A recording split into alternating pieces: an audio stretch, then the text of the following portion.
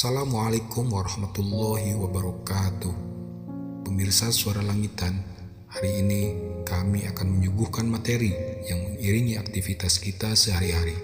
Terima kasih telah setia untuk selalu mengikuti channel ini dan menjadi inspirasi bagi kami.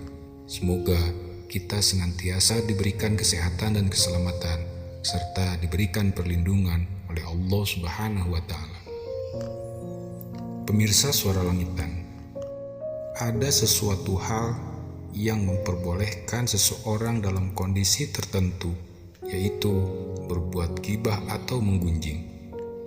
Pada dasarnya, asal hukum ghibah adalah haram berdasarkan dalil-dalil yang tegas melarangnya.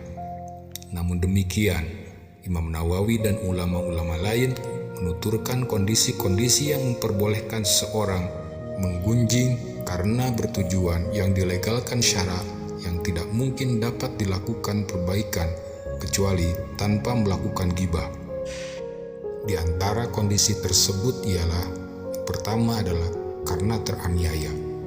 Diperbolehkan bagi orang yang teraniaya mengadukan penganiayaannya pada penguasa, hakim, dan orang-orang yang memiliki kekuasaan untuk menghentikan penganiayaannya dengan menyebut langsung nama pelakunya. Misalnya, si Fulan telah melakukan tindakan ini padaku, atau si Fulan mengambil sesuatu dariku, dan lain sebagainya.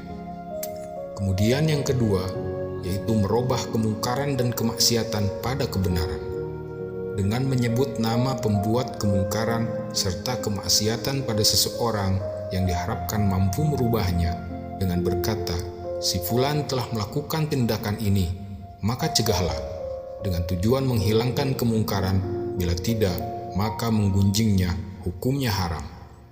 Kemudian yang ketiga, dalam rangka meminta saran atau nasihat.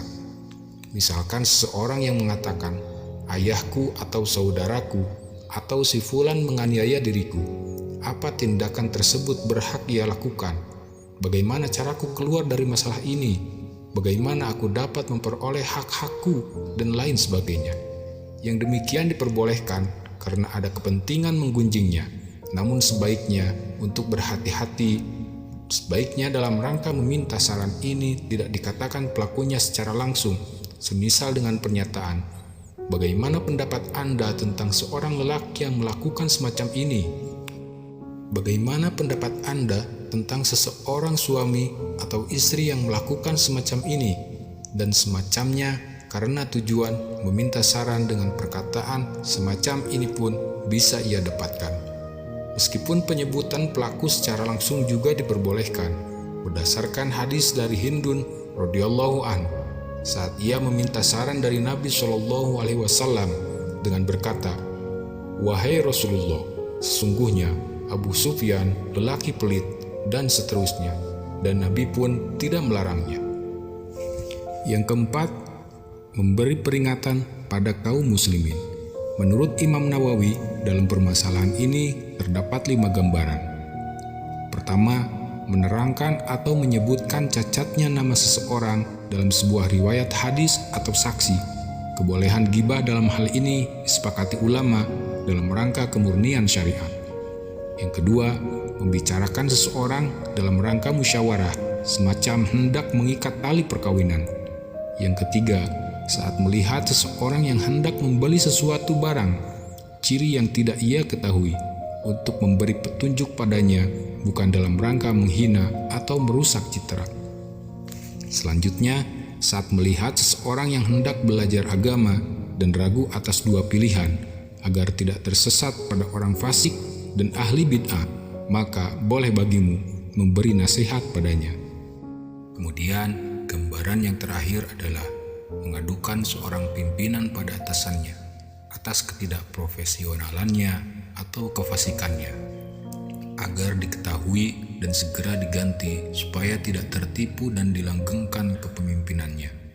Kemudian, kondisi ghibah yang diperbolehkan yang kelima ialah kekurangan yang terang-terangan ia lakukan. Bila seseorang terang-terangan menjalani kefasikan atau kebid'ahannya, maka boleh menyebutkan cela yang secara jelas ia lakukan dan haram menyebutkan lainnya. kecuali bila ada hal yang memperbolehkan penyebutan lainnya. Kemudian yang keenam adalah penamaan. Boleh menyebutkan kekurangan orang lain bila justru ia lebih dikenal dan diberi julukan dengan kekurangannya, seperti yang rabun, yang pincang, yang buta, atau lain sebagainya, asalkan tidak bertujuan merendahkan kekurangannya, dan bila masih memungkinkan penamaan dengan selain kekurangannya, tentu lebih utama dan bijaksana. Wallahu a'lam bishawab. Terima kasih atas perhatiannya. Wassalamualaikum warahmatullahi wabarakatuh.